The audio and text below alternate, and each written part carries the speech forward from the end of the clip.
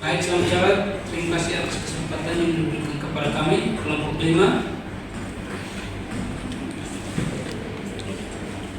Kami akan mempresentasikan hasil diskusi kami kepada pemateri. Saya persilakan. Baik, terima kasih atas waktu yang diberikan.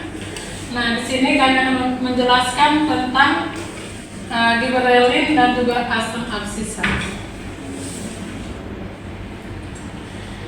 Gibberellin adalah hormon pertumbuhan yang diketahui merangsang kemanjangan dan pengaruh sel, berbagai proses perkembangan seperti kemanjangan batang, perkecambaran biji, dormansi, pembungaan, ekspresi jenis kelamin, induksi enzim, dan penuaan daun dan buah.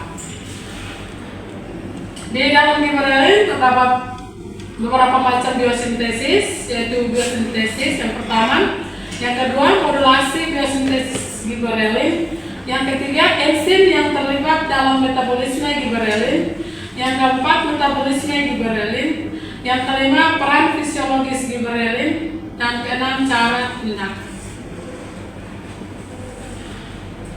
Yang pertama, biosintesis.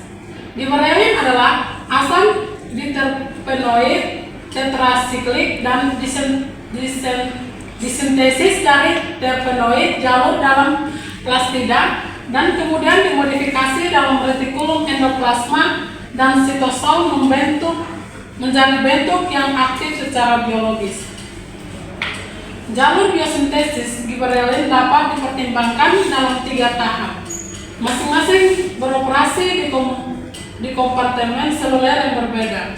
Yang pertama, produksi prekursor terpenoid dan N-kaurine dalam plastida.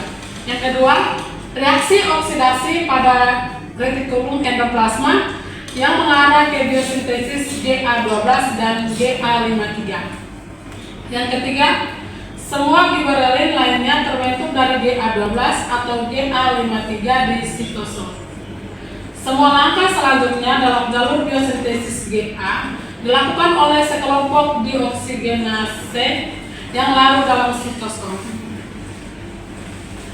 Yang kedua, modulasi biosintesis gibberellin.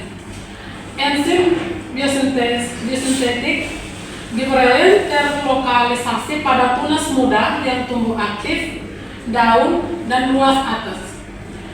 Di Arabidopsis, GA20X diekspresikan terutama di tunas apikal dan daun muda yang tampaknya merupakan tempat utama biosintesis gibberellin. Gibberellin mengatur metabolisme mereka sendiri dengan mengaktifkan atau menghambat transkripsi gen yang mengkode enzim biosintesis dalam degradasi gibberellin. Yang ketiga, enzim yang terlibat dalam metabolisme gibberellin. GA20 oksidase.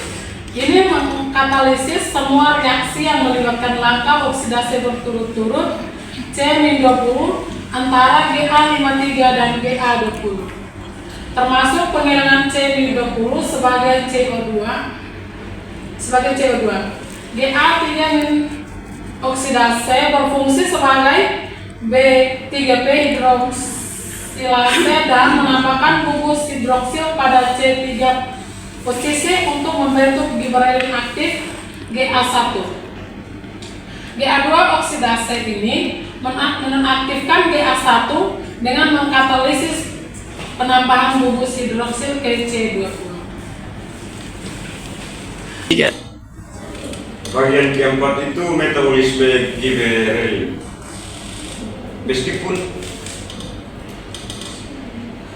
Meskipun gibberellin aktif dalam bentuk bebas, berbagai glikosida gibberellin dibentuk oleh hubungan kovalen antara molekul gibberellin dan gula. Ini konjugat gibberellin sangat lazim pada beberapa biji. Konjugasi gula biasanya berupa glukosa dan dapat terikat pada molekul gibberellin melalui gugus karboksil membentuk glukosida gibberellin atau melalui gugus hidroksil yang membentuk giberellin glikosil ether. Glikosilasi giberellin merupakan salah satu modusnya inaktivasi. Bagian kelima itu peran fisiologis giberellin. Yang pertama, pemanjangan ruas. Yang kedua, inisiasi bunga dan penentuan jenis kelamin. Yang ketiga, perkecambahan benih. Yang keempat, produksi buah. Yang kelima, stimulasi pemanjangan sel dan kekebalan sel. Yang keenam, regulasi transkripsi kinase siklus sel. Yang keenam, cara tindakan. Transduksi sinyal giberellin dengan mengacu pada stimulasi sintesis amilase dalam lapisan sereal aleuron telah dikembangkan secara ekstensif untuk memahami mode GA tindakan biji-bijian. Sereal terdiri dari 3 bagian utama, yaitu diploid embrio, endosperma triploid, dan testa menyatu yang disebut pericar atau menyatu secara morfologis kulit biji dan dinding buah. 2. Asam absisat. Asam absisat merupakan hormon penghambat yang membantu tanaman beradaptasi dengan stres. Ini juga menjaga keseimbangan air, mencegah embrio benih berkecambah, dan menyebabkan dormansi benih dan tunas. Macam-macam asam absisat. 1. Uji hayati. 2. Biosintesis, katabolisme, dan homeostasis. 3. Translokasi asam absisat. 4. Pengembangan benih, toleransi pengeringan, penghambatan perkecambahan precox dan vivipar dengan penanggulangan tindakan GA. 1. Uji hayati. Sejumlah biosait telah dikembangkan untuk mendeteksi keberadaan ABA pada tanaman sistem. Ini termasuk stimulasi penutupan stomata, penghambatan perkecambahan embrio, gandum terisolasi, penghambatan pertumbuhan ductile lemna minor, percepatan absisi kotiledon pada bibit kapas, penghambatan pertumbuhan tanaman yang diinduksi IAA, pertumbuhan lurus Coleoptile avena atau OA dengan penghambatan A amilase yang diinduksi GA dalam sel-sel lapisan aleuron dalam perkecambahan biji zelai.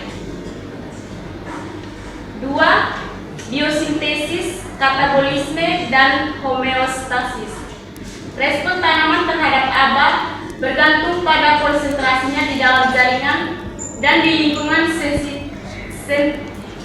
sensitivitas jaringan terhadap hormon. Biosintesis ABA terjadi di kloroplas atau amiloplas. Jalur biosintesis ABA lengkap telah dijelaskan dengan bantuan muatan yang kekurangan ABA yang menunjukkan blokade biosintesis ABA di langkah-langkah tertentu. 2 jalur telah diusulkan untuk biosintesis ABA. 1. Jalur isoprenoid. 2. Jalur 3. Translokasi asam absisat.